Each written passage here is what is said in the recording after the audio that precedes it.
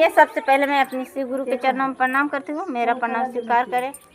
साथ ही साथ माता पार्वती के चरणों में प्रणाम करती हूँ, मेरा प्रणाम स्वीकार करें। कार्तिक गणेश जी के चरणों में प्रणाम करती हूँ, मेरा प्रणाम स्वीकार करें। धरती पर बैठल धरती माता के चरणों में प्रणाम करती हूँ, मेरा प्रणाम स्वीकार करें।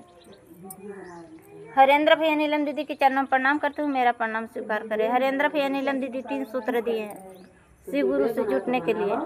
पहला में दया मांगना है, दूसरा में चर्चा करना है, तीसरा में 3 विधि प्रणाम करना है। दया में कहना है कि हे शिव गुरु, आप मेरे गुरु हैं, मैं आपकी शिष्य हूँ, शिष्यों पर दया कीजिए। दया भाव से मांगना है, प्रेम से मांगना है, आंचल पसार के मांगना है, दया मांगना ही है। दूसरा में दूसरी भाई बहन से कहना है कि हम तो शिव के गुरु मान लिए हैं, आप ही मान के देखिए, जान के देखिए, बहुत भलाई है, फायदा है।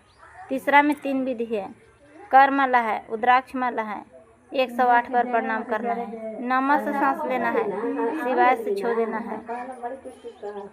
दोस्तों, हम लोग कहते हैं कि नमः से सांस लेना है, शिवाय से छो देना है, और कोई कहते हैं कि अल्पा जप करना है, तो कर माला है, उद्राक्ष माला है, तो हम लोग के समझ में नहीं आता है।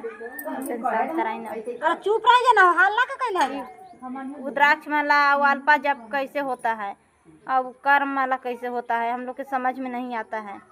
तो ये 108 बार प्रणाम होता है, वो गिनती से होता है। और जो उद्राक्ष माला होता है, वो माला लेके गिनते हैं हम लोग, कैसे ओकरा से भुलाए नहीं क्योंकि मन इतना चंचल है कि एक जगह मन टिके नहीं सकता है, इन्हें उन्हें भटकी जाता है हर बार हर पल। इससे अच्छा है कि एगो माला लेके हम लोग गिनते हैं, तो उस पर ध्यान टिके रहता है कि वैसे 108 बार गिनती हो जाता है माला से। अल्पा जप के मतलब कि हम लोग अल्पा जप नहीं कर सकते हैं। अल्पा जप जो करते हैं वो ऋषि मुनि रहते हैं, जिनके बाल बच्चा नहीं रहते हैं, वो अल्पा जप करते हैं।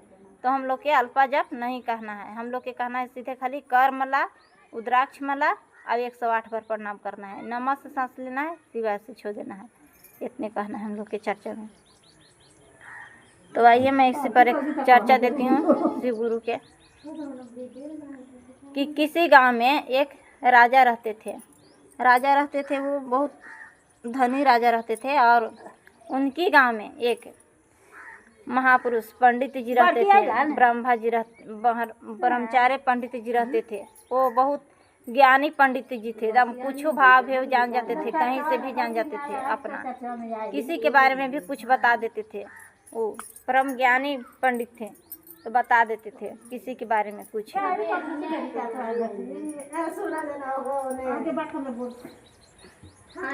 तो बता देते थे। तब इसी तरह से राजा जी अपने एथी में रखते थे, उनको अपने मंत्री के